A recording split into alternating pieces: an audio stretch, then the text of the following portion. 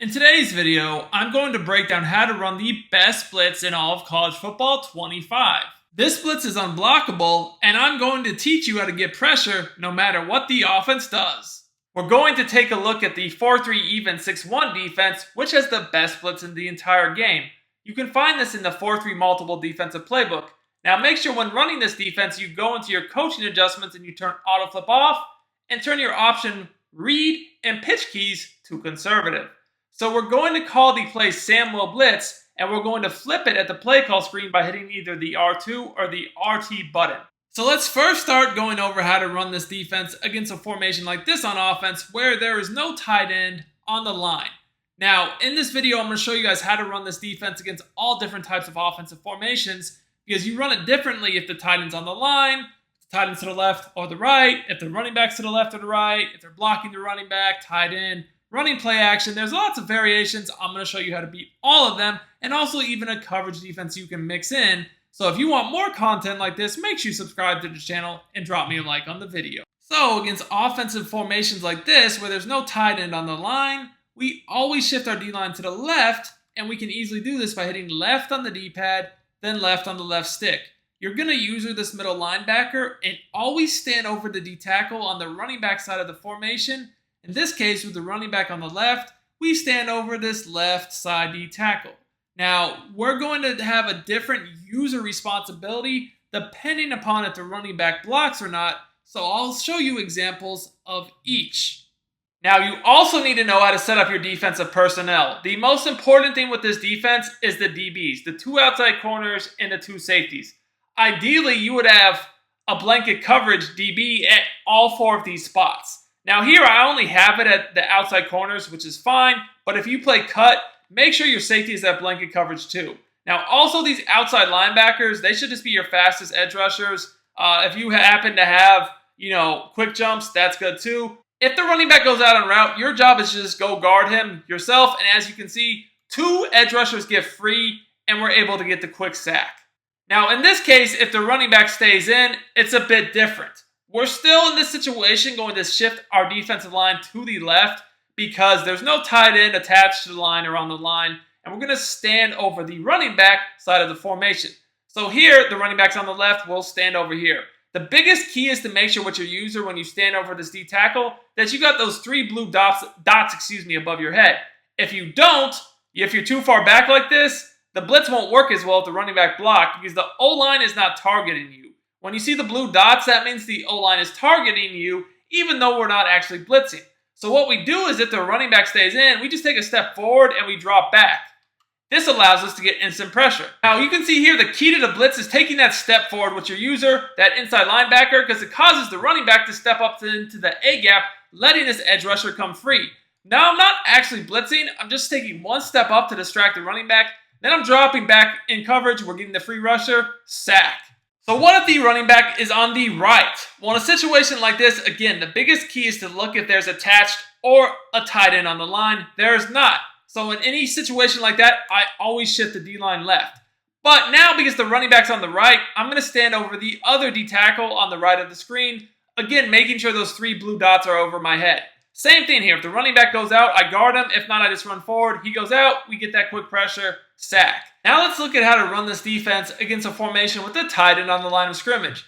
These types of formations are the best formations to try to counter this blitz because in these formations you have the ability to potentially block a tight end or a running back. So against these types of formations, you always shift the defensive line away from the tight end.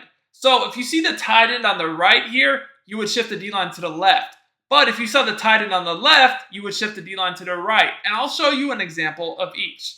So, tight ends on the right, we shift the line left, and we always stand over the D-tackle on the running back side with those three blue dots above our head.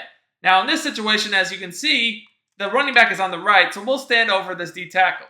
Now, in this situation, if the running back stays in, same thing, we'll just take a step forward, then drop back. We get that instant pressure. So let's show you how this works if the offense is in a formation with the tight end on the left. If you want to get better at college football 25 and win more games, check out my college football VIP membership on Sportsgamerz.com. I'll put the link to order in the comments and the description. You will get access to all the content I release for college football all year long, including the best offense in the game, the best defense in the game, my secret A-gap blitzes, my rollout glitch, my run defense, and my pass defense, and much more. Let's dominate together, boys. Remember, you always shift the D-line away from the tight end, and this helps if they block the tight end, which I'll show you how that works in a second. So here are the tight ends on the left. We'll shift the D-line right by hitting left on the D-pad and then right on the left stick. You still stand over the D tackle on the running back side of the formation, which in this case is the left of the screen. As always, make sure those 3 blue dots are over your user's head. We go guard the running back out of the backfield. Instant sack. Now, most people think that the counter to this defense is blocking the tight end. This is why these types of formations are widely used against this defense, because you can easily block the tight end and then send the running back out on a route.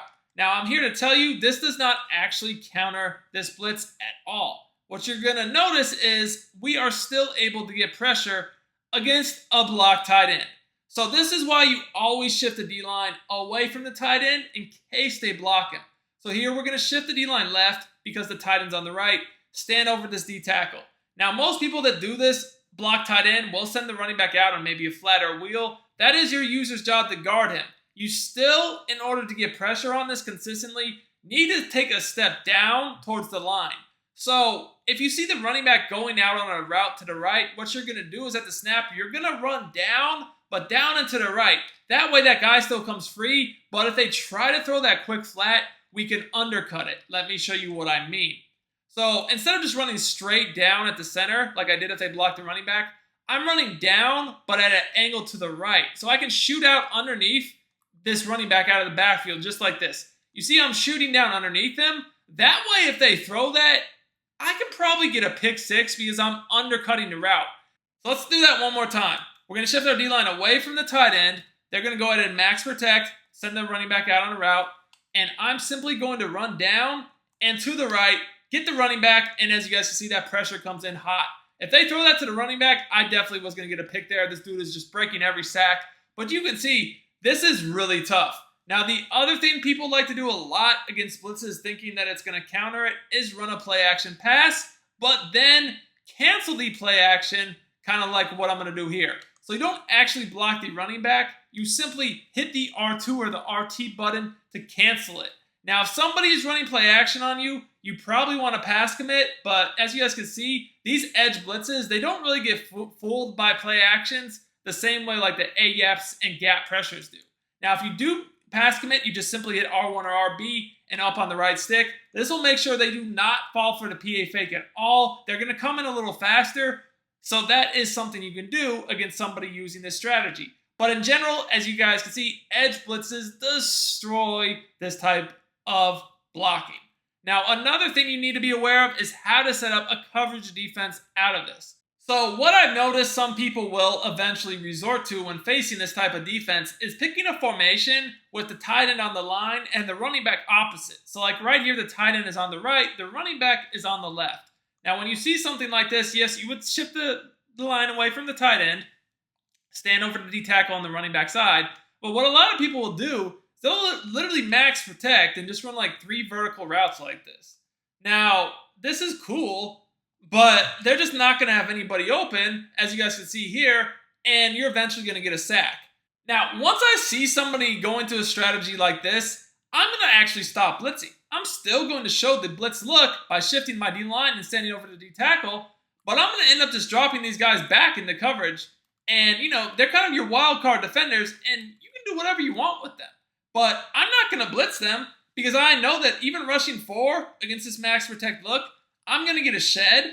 And if I have all these guys in coverage versus 3 routes, there is no way they're going to find anybody open. I mean, look, there's just no way. So this is a nice coverage D you can mix in once you see them go to a max protect look.